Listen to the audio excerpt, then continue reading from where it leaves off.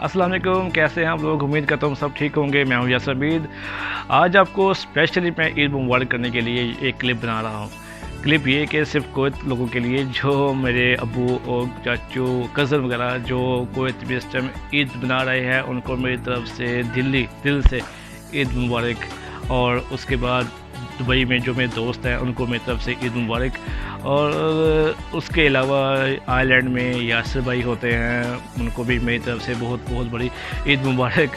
और उम्मीद करता हूँ सब ने कुर्बानी की होगी और आज गोश्त का मज़ा ले रहे होंगे।